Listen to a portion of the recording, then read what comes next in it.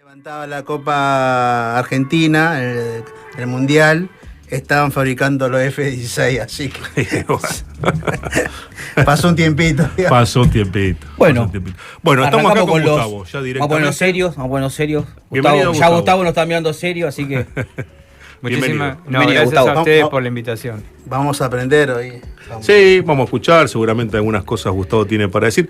Pero ¿sabe, Gustavo, una cosa que estamos hablando acá con Adrián y con Martín? Que a veces muchas personas que nos escuchan no conocen, y entre ellos muchos compañeros y compañeras, cómo se estructura el Poder Judicial. Es decir, viste que se suele hablar de casación, del tribunal tal, de primera instancia, de segunda instancia, Corte Suprema. Digo, rápidamente y sin, por supuesto, irnos por las ramas, pero ¿cómo se estructura el Poder de Justicia en Argentina? Vamos a referirnos básicamente a lo que sucede acá en la ciudad de Buenos Aires. Bueno. Y específicamente al Fuero del Trabajo. Bien. Hay tribunales de primera instancia, que es aquel lugar donde las personas, frente a un conflicto individual, plurindividual o colectivo del trabajo, acuden. Es decir, cuando la persona fue despedida, cuando hay varios despedidos, o cuando hay algún proceso que tiene que ver con las condiciones de trabajo y hay una huelga. Entonces ahí interviene lo que se conoce como los jueces de primera instancia en lo nacional del trabajo. Estos jueces que están en la ciudad de Buenos Aires ejercen esta magistratura desde el primer peronismo, en que fue creada estos tribunales, y en la actualidad hay una gran discusión, enorme discusión en marcha, respecto de si se va a crear o no se va a crear un fuero de primera instancia para atender también conflictos individuales, plurindividuales y colectivos, pero de la ciudad de Buenos Aires. ¿Por qué? Porque estos juzgados son nacionales. Es decir, la persona que en este momento nos está escuchando y trabaja en la ciudad de Buenos Aires y desgraciadamente ha recibido un telegrama de despido, frente a esa circunstancia va a tener que plantear una demanda para requerir el pago de la indemnización ante la Justicia Nacional del Trabajo hoy. Una vez que interviene la Justicia Nacional del Trabajo, los jueces de primera instancia, existe una segunda instancia que se conoce como la Cámara de Apelaciones. La Cámara de Apelaciones de la Justicia Nacional del Trabajo también obviamente está en pleno tribunales, y así se apelan casi todas las decisiones. Todo a nivel nacional estamos hablando, ¿no? Sí, pero que involucra a la ciudad. La gente de la ciudad. Al 100% de la ciudad. Exactamente. Porque la ciudad tiene la subsecretaría de Trabajo. No, pero son cosas distintas. Por eso, hay eso son cosas que ya que explicara, porque ahí es donde se mezcla las situaciones. Son cosas completamente distintas. Una cosa es cuando la persona recibe el telegrama de despido. Frente a ese telegrama de despido, la persona, en principio, si el empleador no le paga, tiene que hacer una demanda laboral. Esa demanda laboral se sustancia exclusivamente en la Justicia Nacional del Trabajo. Bien. Lo que usted menciona, que es lo que está referido a la subsecretaría, es por si hay alguna cuestión que se puede tramitar en el foro administrativo para evitar la demanda, como también existe la mediación laboral. Exactamente. El SECLO, que también es obligatorio para hacer las demandas. Pero como me preguntaron exclusivamente por la Justicia Nacional del Trabajo, me estoy refiriendo a la Justicia Nacional del Trabajo. Una vez que esta persona pasó por la Justicia Nacional del Trabajo y tiene una demanda a favor, por ejemplo, la sentencia dice que hay que pagarle 17 millones de pesos en concepto de indemnización, con certeza esa demanda va a ser apelada probablemente por la parte demandada por el patrón, y probablemente sea también apelada por el abogado del trabajador, porque es posible que la sentencia no contemple la totalidad de los rubros que hacían al reclamo. Frente a esto, esta demanda apelada por las dos partes, impugnada por las dos partes, va al superior jerárquico, que es la Cámara Nacional de Apelaciones en el Trabajo. Ahí la Cámara va a decidir si son 17 millones de pesos, si son 16 millones y medio, o si hay que 22. pagar 22. Acá la cosa se complica muchísimo, desde hace exactamente un año. Porque desde hace un año la Corte Suprema de Justicia dictó un precedente llamado Levinas. Sí. A partir de este precedente Levinas cambió completamente la ruta. Es decir, para las personas que nos están escuchando, hasta el precedente Levinas, para ir a Mar del Plata había que ir por la Ruta 2. Ahora no se va más por la Ruta 2 a Mar del Plata. Levinas cambió completamente todo. ¿Qué quiero decir? Que frente a la circunstancia adversa de que la Cámara Nacional del Trabajo dijese que no le corresponden 17 millones de pesos al trabajador, sino 11, el trabajador, a partir del caso Levinas, debe acudir al Tribunal Superior de Justicia de la Ciudad de Buenos Aires. No puede ir directamente a la Corte Suprema. Claro. Ahora, una fotografía de todo esto es que entre primera instancia y segunda instancia pasaron más de 5 años. Sí. Mucho más. Es decir, que cuando el trabajador, despedido ya con otro trabajo, en otras circunstancias de su vida, es decir, probablemente al trabajador lo despidieron cuando la hija estaba en primer grado y cuando le van a pagar la indemnización está por entrar a secundaria, exactamente, le quedaría la posibilidad de ir al Tribunal Superior de Justicia de la Ciudad de Buenos Aires. Y recién, después de pasar por el Tribunal Superior de Justicia de la Ciudad de Buenos Aires, llegar, con suerte, a la Corte Suprema de Justicia, en tanto y en cuanto exista una cuestión federal que no viene acá al caso explicarlo. Es decir, que desde el trabajador que fue despedido hoy, 9 de diciembre del 2025, hasta que este caso llegue a la Corte Suprema, iban a pasar 10 años. ¿Los intereses? Los intereses es una pregunta, ¿no? Es una gran pregunta. Es una gran pregunta. Es una gran pregunta. El patrón hoy de razonamiento es el siguiente. La Justicia Nacional de Trabajo y la Cámara Nacional de Trabajo tiene una, por decirlo de manera simplificada, una visión a favor de una tasa de interés favorable al obrero, despedido.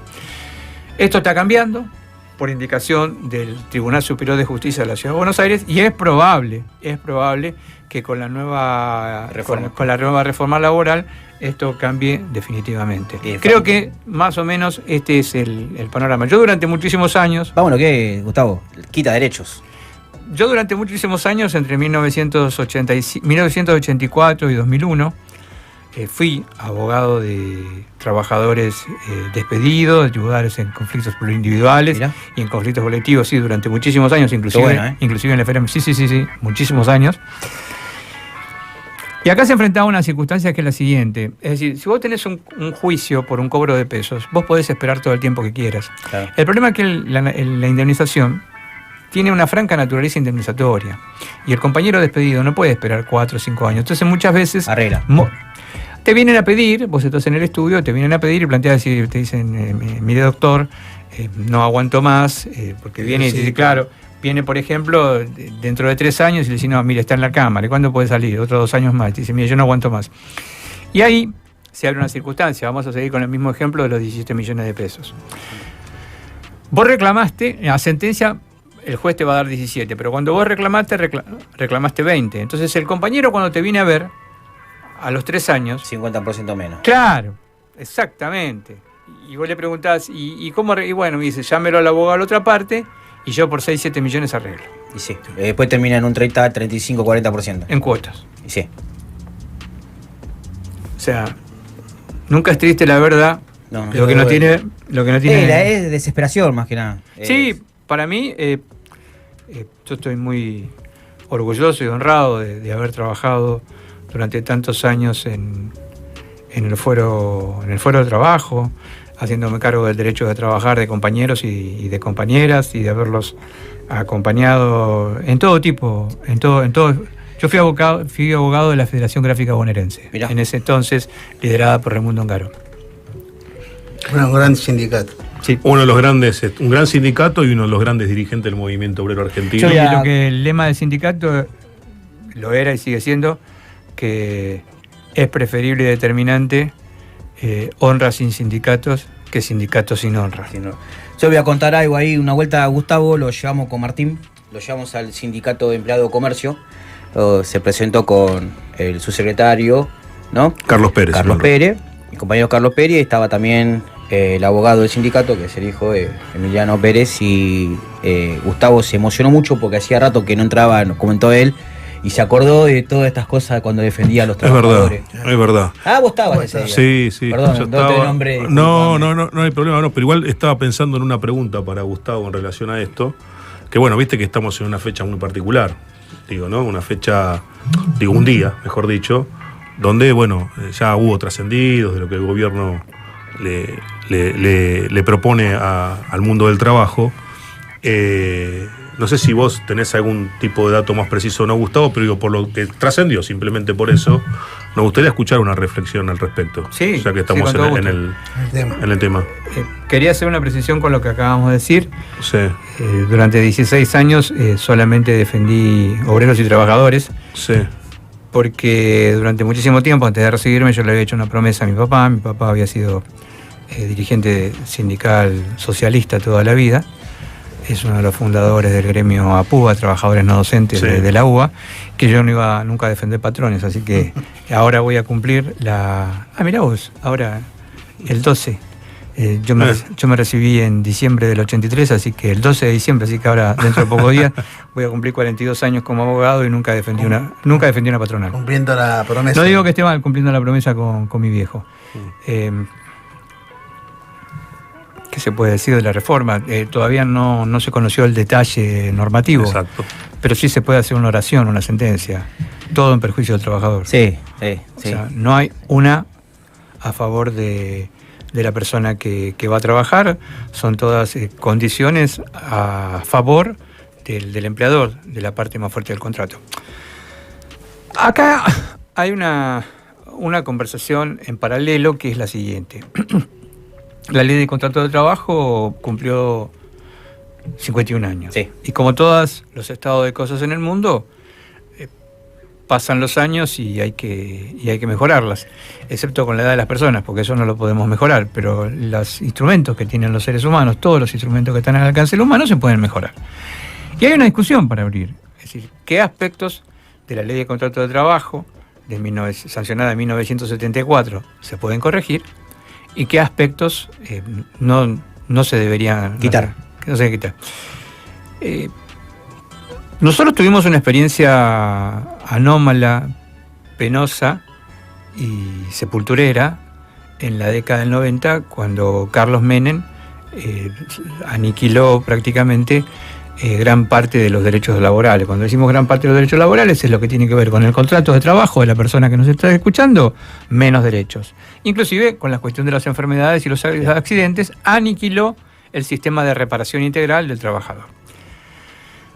Esto luego se pudo reacomodar y lo que estamos viendo, lo que va a suceder, porque inclusive están hablando de reforma laboral express. Sí. No existe eso, reforma laboral express, lo único que es el café express. Claro. Las leyes tienen que ser discutidas en el Congreso. Va a ser una cantidad de decisiones en contra decididamente del trabajador. O sea, no hay una sola ventaja. ¿Cuál es la ventaja? Que se cree, como se dice, un banco de datos. Un banco de horas. Sí. En ese banco de horas habrá horas del trabajador depositadas. ¿Y qué es lo mejor? No te lo pagan, ¿eh? Las horas extras no te las pagan más. No se van a pagar más. Los cambias, te puedes ir un día más temprano o entrar un día más tarde. La persona que nos está escuchando lo que tiene que saber es que todo cae. Sí. Estamos en presencia de la caída de los derechos del trabajador.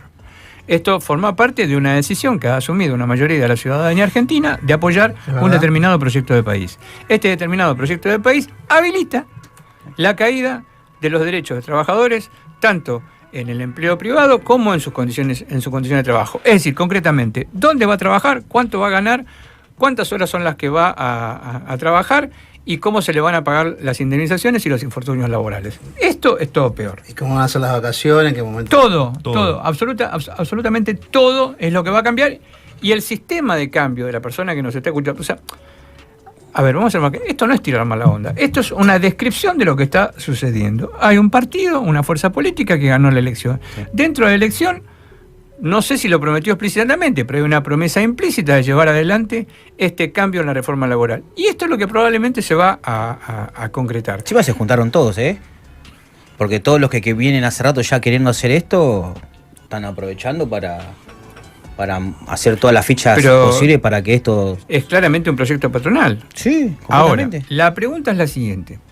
Cuando vulneren la cantidad de horas que se pueden trabajar, cuando transgredan el sistema de reparación, cuando violenten las condiciones de trabajo, es decir, cuando se lleven por delante el derecho individual, el derecho gremial y los accidentes y los infortunios laborales, ¿qué van a hacer con la justicia social que está contenida en la Constitución? Bueno, muy bien.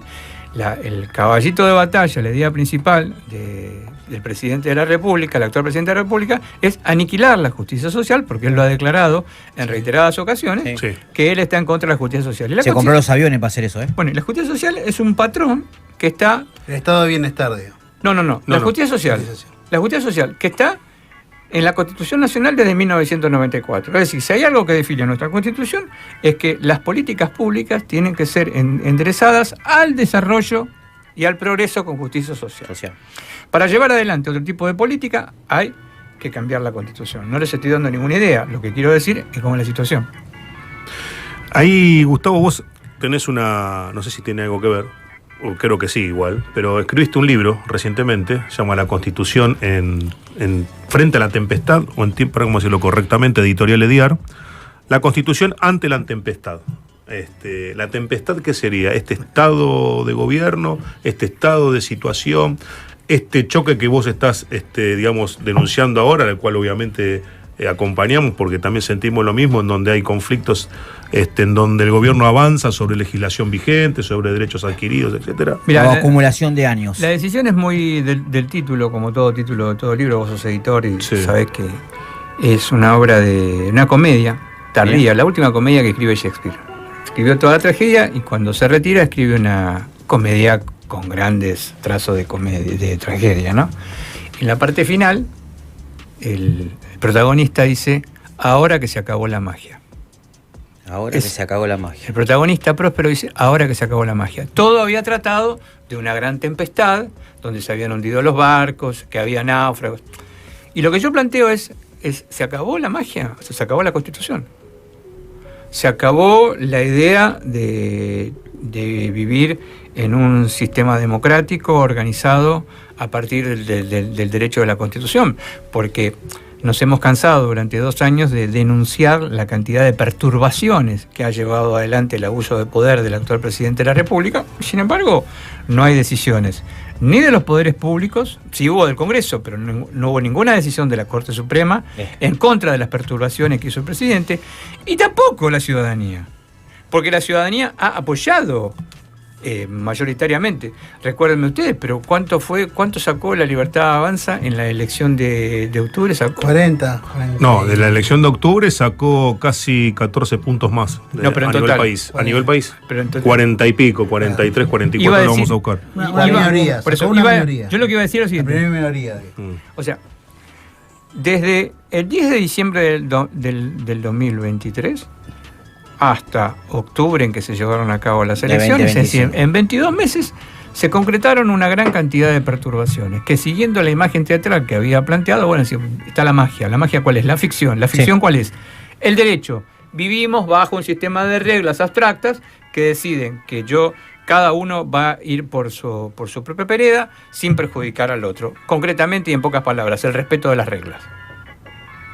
Estas perturbaciones fueron 1, 2, 3, 4, que no las vamos a mencionar, y fueron de todo tipo, hasta llegado el punto de imputaciones concretas por realizaciones en la esfera internacional, como fue el caso Libra. Sí. Bueno, de todo tipo. Se llega a octubre. Es una muy buena palabra, una muy buena definición. Sí. Yo lo estaba diciendo quizás de manera más poética. Perturbaciones. Una serie de perturbaciones que concretan este zafarrancho que señala él. Bueno, se produce un espaldarazo a la ciudadanía dice en un 44%. No es una mayoría absoluta, pero es una mayoría importantísima mayoría, que dice: nosotros estamos decididos a seguir adelante. Sí, a mirar avioncitos que pasan por... Se sigue adelante. Y por eso digo en la tempestad. Por eso señalo en la tempestad. La obra forma parte, de alguna manera, de 2 obras que yo había escrito antes, una Los Escritos y otra un modelo de constitución en el año 2022, una suerte de trilogía en la que vengo trabajando. Y no es que estoy implicando una renuncia al derecho constitucional. Lo que digo muy sencillamente, para quien nos está escuchando: yo soy constitucionalista, nací constitucionalista, me desempeño como constitucionalista y me voy a morir como constitucionalista. La Constitución no se cumple. Ahora, que la Constitución no se cumple no quiere decir que la Constitución no sirve, porque no hay ninguna comunidad organizada en el mundo que viva sin reglas constitucionales. No. Gustavo, ¿cuánto hace que sos abogado constitucionalista? Oh, un montón. Yo me recibí en el 83, en el 84 yo soy abogado constitucionalista. Ahora te hace una pregunta y seguís con el tema. Del 83, me dijiste. 84. 84. Del 84. Es que estás hablando de, hablaste de caso Libra y también están los casos de Petovelo. ¿Cuántas causas judiciales tiene Petovelo? Y no pasa nada.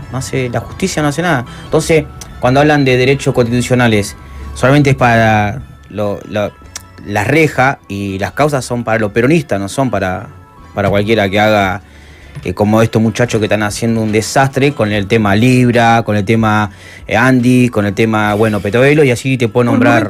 Por momentos pienso que la pregunta es más filosófica y más ancha todavía. Y yo creo lo mismo. Porque hay más de 200 países en el mundo. Cada país tiene su constitución y no hay una constitución que se parezca a la nuestra. No, a ninguna. Claro. A ningún otro país. O sea, la constitución en Vietnam no se parece a la de Alemania, la de Alemania no se parece a ninguna. Lo que sí existen son diferentes estadios de desarrollo constituyente. Se ordenan de diferente manera. Siempre hablamos con Juan Pedro. Evidentemente Noruega debe tener un tipo de desarrollo constitucional que no debe existir en el Congo, y el Congo tiene que tener un tipo de desarrollo constitucional que no existe acá. En Italia. No, en Italia, ni el de Italia con Australia, ni el de Australia con Estados Unidos y Canadá. Todos los países tienen su constitución. La pregunta que me hago actualmente es ¿cómo hacer para vivir, para coexistir con este tipo de desarrollo constitucional tan precario que tenemos nosotros? Dicho de manera más simple, un martes a la tarde, ¿cómo conformarse con tan poco? Claro. Gustavo, tengo una consulta. En un momento nombraste la Corte Suprema, ¿no? Yo diría una Corte mínima, porque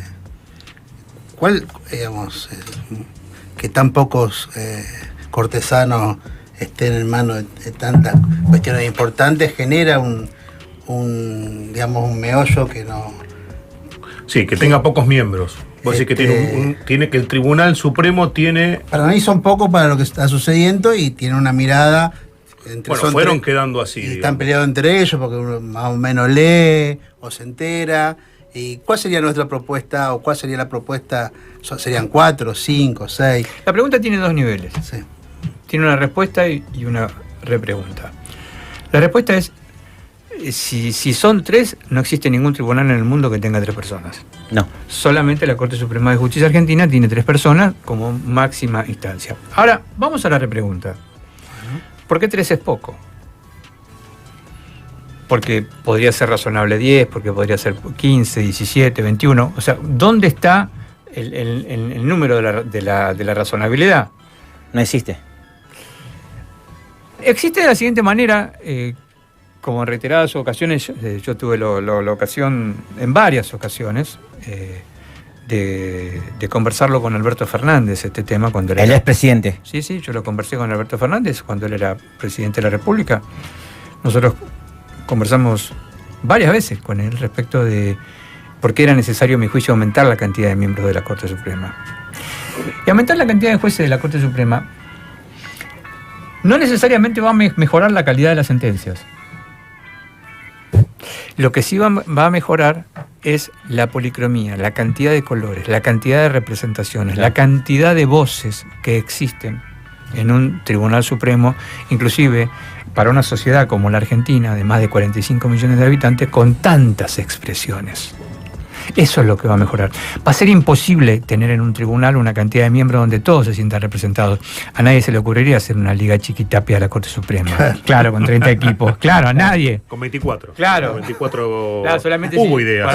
Ahora 30 son. No, pero hubo ideas de tener uno por provincia. Sí, bueno, pero eso es lo que quiero acá. ¿Y está mal eso? Si lo designasen... Yo le pregunto a usted. Preguntémosle a Gustavo. Gustavo, uno por provincia. ¿Está mal? ¿Pero por qué por provincia? Yo te pregunto a vos. Porque... Para que todos estén contentos, claro. Y pongan su... Pero es que es un error conceptual de los senadores, de los diputados y de los políticos de cada provincia. Vamos, a quien nos está escuchando. Yo puedo entender perfectamente que hay un senador y un diputado que pertenece a la provincia de Buenos Aires y a la provincia de Córdoba. Ahora, los jueces de la Corte es algo distinto. Un juez de la Corte es una persona que nació en Córdoba, que estudió en algún momento en Córdoba, pero para ser juez de la Corte Suprema tiene que haber viajado por el mundo, visitado bibliotecas, no es de Córdoba, nació en Córdoba. Y por el hecho de representar una provincia, ¿qué es lo que tiene que ir a representar? ¿El cordobesismo o el pluralismo de la Argentina? El pluralismo de la Argentina. Exactamente. Entonces no es necesario que haya nacido en Córdoba, sino que puede haber nacido en un lugar de la... Esto es lo que en su momento... Yo tuve la ocasión de conversarlo varias veces con Alberto. Yo le digo cuál era mi opinión. El otro, si quieren, lo llaman Alberto un día, pero digo, claro, lo llaman. Déjalo ahí. No, sí. Déjalo ahí. No, así estamos. Va, viste que está yendo a lo... No, pero pueden hablarlo con él, Vamos a invitar a la radio. Claro. Alberto, si no estás escuchando, estaría bueno complicado. que venga para hacerte pregunta, ¿eh? Yo escuché muy bien los argumentos de él, Sí. que eran más bien argumentos históricos. ¿Eran buenos? Claro que eran buenos. Que es abogado. Claro que eran muy buenos. Yo hubiese tocado la guitarra nomás. No, eran muy buenos argumentos. ¿Ya? Colocate vos en un lugar del presidente de la República, la Corte tiene 5 y viene una persona y te dice que aumentarlo a 9. ¿Por qué? Yo lo escucharía. Pero ¿por qué? La pregunta es ¿por qué lo que estábamos hablando con él recién? ¿Por qué 9 es mejor que 5? Desde el punto de vista aritmético, de la calidad de la decisión, probablemente no sea mejor. Hay una cantidad de voces en el derecho. Sí, claro, pero no puede haber 17 voces sobre una cuestión, porque es imposible que haya 17 aristas, 17 enfoques. Está bien que habitualmente dicen que hay 2 bibliotecas, pero no hay 17. Pero puede estar especializado en algo. No, como lo que sí. en ecología, por ejemplo. No, lo que sí existe es la necesidad de pluralidad de voces. Y la pluralidad de voces no tiene que ver con el lugar, necesariamente con el lugar donde vos naciste. Claro. Es donde te formaste. No, es entendible eso. Yo a lo que voy es, ¿por qué? Yo creo que muchos hacemos esa pregunta, ¿no? ¿Por qué la banca de presidente son 4 años? ¿No? La banca de diputado 4, bueno, senadores son 6.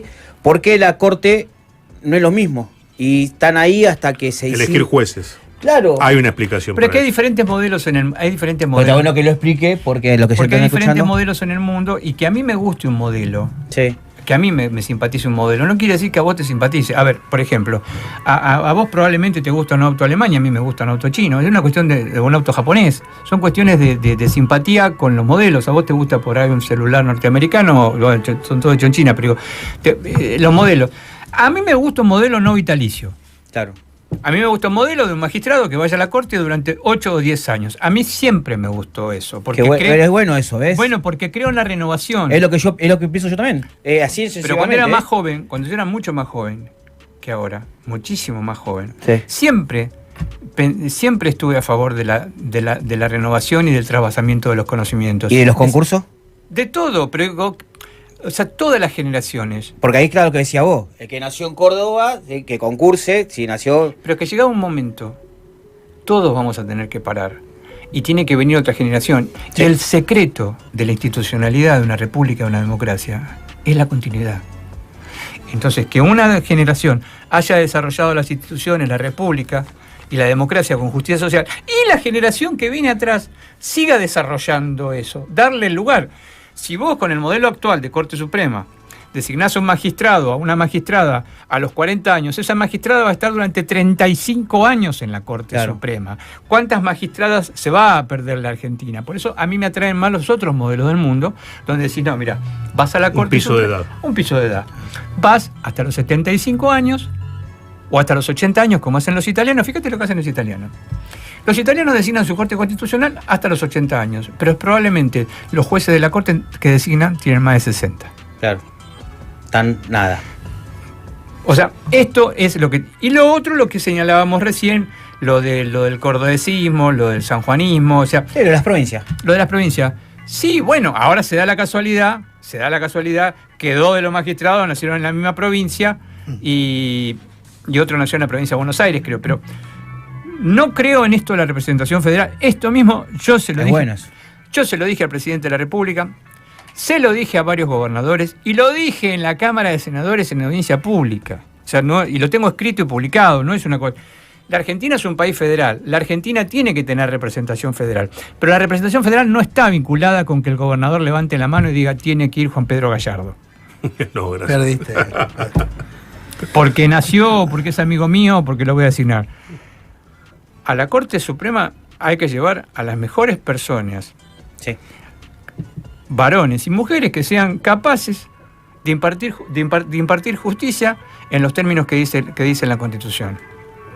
Este es el punto. Por eso, ahora el proyecto que vos señalabas, que era esta suerte de la Liga Chiquitapia, que se les había ocurrido, sí, que se les había ocurrido una corte de 25. Imposible una corte de 25. Pues hay otro problema adicional, porque la gente no lo tiene que saber. Pero para llevar a una corte de 25 hay que dividirla la corte. Es imposible que una corte pueda funcionar con 25 personas, es imposible, y menos con 25 jueces. No, aparte, imagínate cuando hay que, Claro.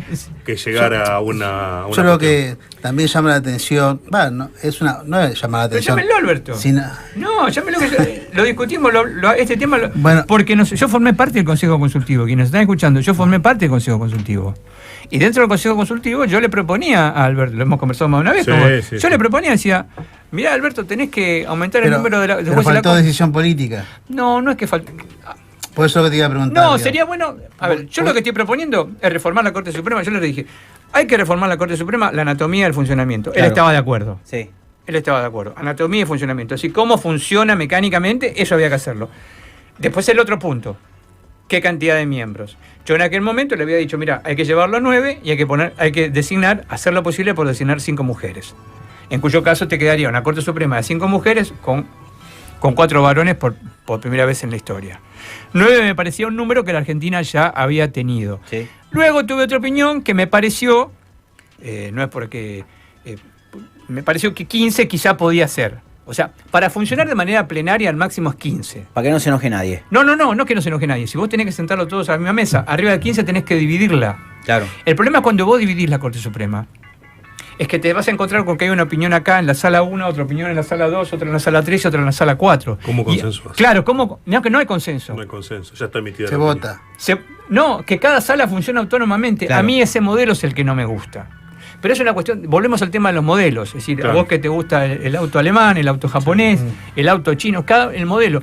A mí me gusta la corte concentrada con una sola opinión, con mayorías y con minorías. Y con esas minorías que al cabo del tiempo pueden ir cambiando. A otra persona, por ejemplo nuestro gran amigo Raúl, que es Raúl Zaffaroni, él está convencido que es muy bueno dividirla en salas y él tiene muy buenos argumentos porque él fue juez de la Corte Suprema durante 12 años. Cuando habla de Raúl Zaffaroni, Raúl Eugenio Zaffaroni. Espero que la gente... Mandamos saludos. Saludos también a Raúl. Saludos para Raúl, que también lo vamos a convocar en algún Sí, momento. claro, seguramente. Yo porque, espera, son menos 10. Vamos a un corte rápido, volvemos y damos el, Sí, yo el quiero término hacerle final. una preguntita y Dale. para que quede, le hago la preguntita, vamos al corte y me la responde después del corte, Gustavo. A lo que hoy es, ¿por qué el presidente de la Corte también maneja la magistratura? Te la dejo picando para el próximo, para cuando vengamos al Bueno, corte. tanda y volvemos.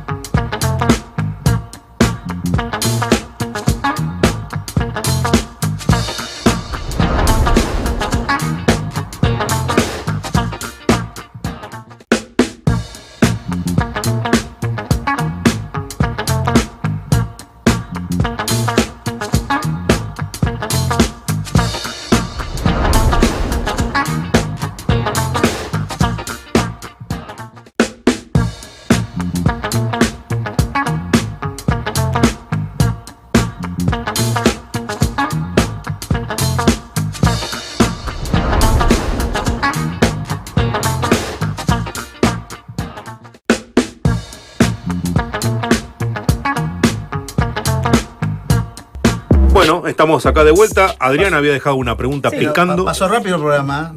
La pregunta que dejamos picando ahí, a ver si la responde ahí Gustavo, la tira para el córner, es ¿por qué el presidente de la Corte es el que maneja la magistratura si la magistratura, lo que dice la Constitución, son los que juzgan a la Corte y a ciertas cantidades, a los jueces, ¿no? Digamos, bien. ¿Eso no es anticonstitucional? Gustavo, usted que está con los derechos constitucionales. Sí, no debería ser, no debería ser de esa manera. De hecho, en la reforma constitucional de 1994, al crearse la magistratura, como vos decís, el Consejo de la Magistratura, no se hizo de esta manera. Lamentablemente, en la actualidad funciona de esta manera. El presidente de la Corte es el presidente del Consejo de la Magistratura.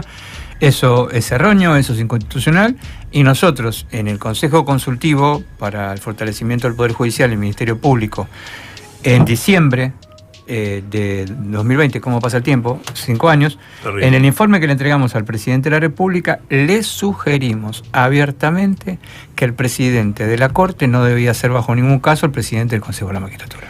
Y otra que ahí que me quedó picando desde hace, también no es anticonstitucional que un presidente o un miembro de la Corte haya sido y sea parte de abogado de una de los medios más grandes de la Argentina. Bueno, eso es más complicado porque... Supuestamente renunció. Claro, eso es mucho más complicado porque los miembros de la Corte, si ejercieron la profesión de abogado, tuvieron una gran cantidad de clientes en su... Se respeta, pero ¿por qué salen a favor de la...? Pero, a ver, cuando no está en igualdad hacia... Se tenía que abstenerse, decía. Claro, porque si viene una causa, te la tiro, que usted sabe bien que... Digo, no lo sé yo. Usted lo va a saber explicar. Si yo tiro una, la agarro y pongo una... Conflicto de intereses, está diciendo. Ahí está, conflicto de interés contra esa empresa. Y justo ese muchacho y sale a favor de esa empresa. No es... Ya sé a lo que te referís, inclusive al magistrado al que te referís. Lo que pasa que, así como estoy en las antípodas de ese magistrado cuando él planteó estar en desacuerdo con la tesis donde hay una necesidad nació un derecho, que no lo planteó en la Argentina, sino que tuvo que ir a decirlo a Chile. En el caso de este particular, que él fue designado por un decreto del presidente Macri en comisión, bueno, antes de llegar ahí ya había ejercido la profesión de abogado y todo hace pensar, intuir y suponer que una vez que llegó a la Corte Suprema va a mantener la imparcialidad necesaria y, como dice el artículo 112 de la Constitución, administrar justicia bien y legalmente. Exactamente. A mí me queda, no pude, la idea, porque uno vivió la primera presidencia de Néstor, donde hubo un desarrollo positivo hacia lo que fue un recambio importante en la Corte, moderno, modernizó la mirada que tenía hasta el pueblo hacia la Corte, que fue una mirada positiva, y que después los diferentes gobiernos del campo nacional y popular no tuvieron decisión de política de avanzar. Sí, pero Cristina achicó el número de miembros de la Corte. Por eso. Claro. Pero o sea, no nombramos. No fue ni Milei, claro, ni Néstor. Por eso. Porque cuando nosotros fuimos gobierno, no hicimos nada para... Sí. Pero cuando ellos fueron gobierno, nombraron, pim, pum, pam. Pero lo chicó, te diciendo que Cristina lo chicó. Sí, pero obedece, digo, yo creo, esto es mi opinión, y por ahí vamos que ya nos quedan 4 minutos, porque no sé. Al análisis político. Sí, el análisis político, Gustavo, de esta situación, y obedece un poco, digamos, a la situación de turno, digamos, bueno, por ahí con 5 jueces en aquel momento era más manejable determinadas circunstancias, y bueno, obedece un poco a esa situación en particular. Político, no sé si error político, por ahí obedeció a las necesidades de un momento, o una de una etapa, política, de un momento específico, y bueno, eso después va a quedar obsoleto. Pero que trae consecuencias. Y después trae consecuencias. Bueno, pero por ahí en un momento fue funcional y se aceptó esa circunstancia. Igual tiene razón, Martín, trabaja consecuencias. Sí, todo trae consecuencias. Sí. No, hay una cosa, Gustavo, bueno, en relación, estamos viviendo una etapa, digo, de tempestad, como vos describís en tu última obra, una circunstancia donde, digo, se caen por ahí las reglas que supimos construir post-dictadura, en los 40 años de democracia, se van cayendo determinados consensos porque, bueno, va prevaleciendo la voluntad del poder de turno y va avasallando derechos adquiridos, etcétera. Vos también decías un poco que, bueno, se cae la magia, se cae esa ficción que llamamos Constitución Nacional, empieza de alguna manera, yo tomo el tema de la palabra tempestad como por ahí, no sé si sinónimo, pero parecida a una cuestión de caos, en donde de a poquito nos van sumergiendo en el sentido caos, en el sentido de que se van cayendo determinadas formas de vida que supimos tener en el pasado y van apareciendo otras que no parecen beneficiosas, por lo menos para el conjunto del pueblo. Ahora, yo también lo que me pregunto es, digo, ¿cómo se llega a esta situación?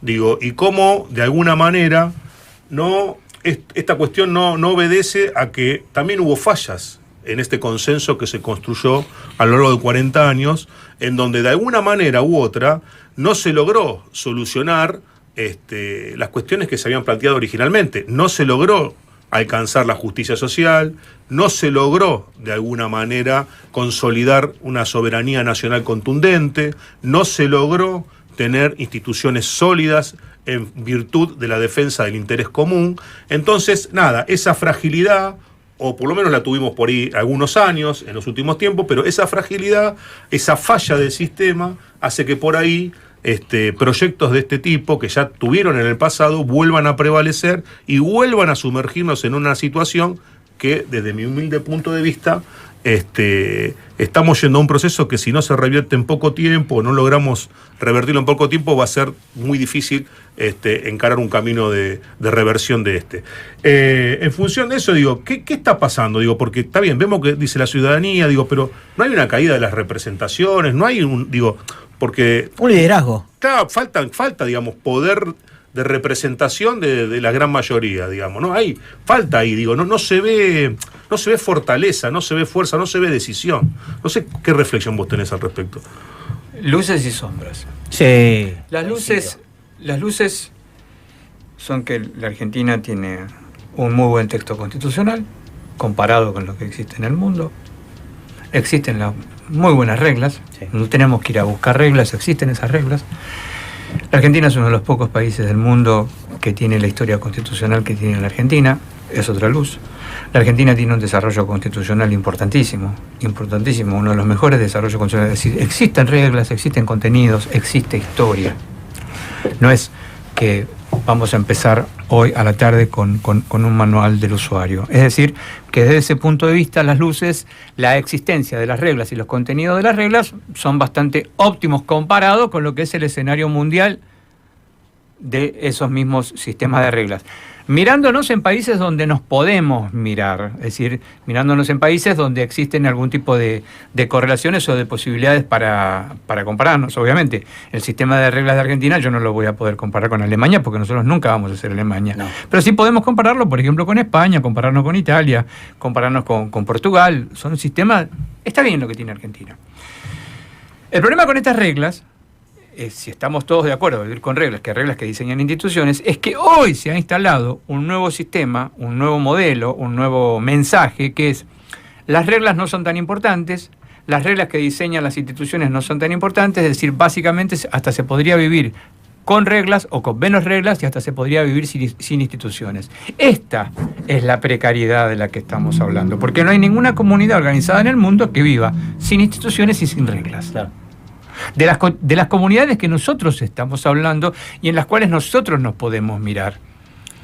Es decir, levantar la vista y decir, bueno, en tal país sucede tal cosa, en tal país sucede otra. Constantemente yo cito el caso de Brasil. Brasil es un país que está dispuesto a vivir con reglas.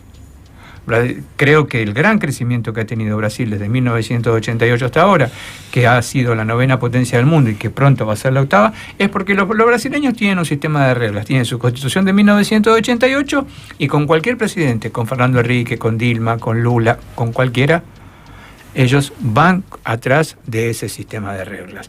Ese sistema de reglas a ellos les ha posibilitado el crecimiento, el desarrollo, la seguridad y grandes espacios de justicia social, sobre todo en el nordeste de Brasil. Esa es la gran diferencia que yo advierto entre la existencia de la regla y el cumplimiento de la regla. El doble rostro de todo sistema jurídico. Hoy en la Argentina, en la tempestad. Mirá. Clarísimo. No, clarísimo. No, bueno, estamos en horario, por eso dije, ya estamos en. No, me queda así porque yo insistimos, ¿te acuerdas que la otra vez, bueno, o sea, y Adrián y Martín, estuvimos hablando con un compañero sobre el tema, y ya lo miro acá al amigo, ya terminamos con este último comentario, donde nos quedamos mucho discutiendo sobre una circunstancia donde nos parece que falta, y que es el punto donde, de alguna manera, siempre terminamos ahí, digamos, ¿no? Porque hacemos toda una descripción de la cuestión, de distintos ángulos, sobre distintas circunstancias que van sucediendo, y de alguna manera lo que digamos, terminamos posicionándonos en una cuestión que tiene que ver con el tema de la representación. Porque acá, vos viste que se discute todo, ¿no? Estamos discutiendo de acá, de allá, reformas, leyes, etcétera. Hay propuestas que van apareciendo, movimientos, etcétera. Pero yo lo que noto es como que no se discute lo que realmente habría que discutir, que es que para dar vuelta a este proceso, ¿no? Muy bien descrito por Gustavo, hace falta que hablemos en serio, en el peronismo y en el campo nacional y popular, el tema de cómo volvemos a legitimar nuevas representaciones que puedan trasladarle al conjunto de la sociedad estas ideas y estas propuestas, que las hay, por ahí un poco desordenadas, pero hay compañeros y compañeras muy capaces en los distintos campos que podrían trasladarlas, dirigentes también de rango intermedio que podrían dar un paso hacia adelante, y me parece que ese es el punto central de la discusión, porque si no, yo la verdad no me rompo la cabeza y no veo otro tipo de posibilidad al respecto, porque nada, que es como que no... Lo dijo anteriormente Gustavo. Sí. Por ahí capaz que... pero sí. Cuando estaba explicando él lo de la corte, que son de 20, que tienen que estar en años, ahí estaba diciendo... No, eso no es poder judicial, yo hablo del poder político. En el poder político, pero elecciones, es las listas, como algo parecido, con que tienen que... Luis Roa es un abogado laboralista. Sí, que lo tuvimos la semana pasada, Luis. Pero dijo él que hay que darle oportunidades a las nuevas generaciones que vienen, porque nosotros, todo cambia menos la edad. Sí. Todo avanza y la edad nuestra también. Entonces, pero es solo etario, porque poner el Poder Judicial está bueno poner el piso, pero yo en términos políticos tengo dudas que sea solo una cuestión etaria. Para mí hay renovación que va más allá de la edad, es mi opinión personal. Más allá de la edad. No, yo coincido. No digo que coincido, solo eso, sea, coincido. Por ahí en el tema de los jueces está bien, porque como es un cargo, ¿no? Pero hay cuestión vitalicio, juega el tema de la edad. Pero ahí agarró cuando políticamente donde se renueva cada 2 años. Sí, pero hay una cuestión que no es menor, que va a haber que hacerse cargo con urgencia, que es la representación de los jóvenes. ¿Qué dijo cuando...?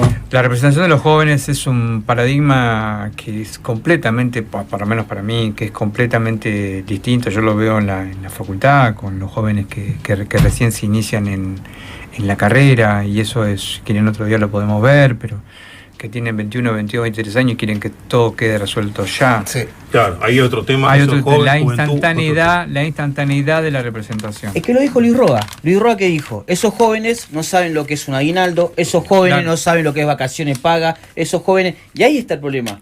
Tienen otro mundo de referencia. Exactamente. Bueno, no el tenemos mundo más líquido, digamos. Quedó un comentario último, pues ya está. No, yo, Gustavo, como siempre, es una cátedra cada vez que te escuchamos. La verdad que es, tanto como te escuchamos a vos. Muchísimas gracias por la invitación. Muchas gracias. Gracias, Gustavo. Gracias, y de invitarme Gustavo, al estudio, de estar acá con todos los amigos y amigas de La Patriada, que es la primera vez que vengo acá, pero muchísimas veces hice entrevistas con la radio, pero la verdad que me encanta venir al lugar. Muchísimas gracias por invitarme. Gracias, Gustavo. Gracias, Gustavo. Bueno, ha sido...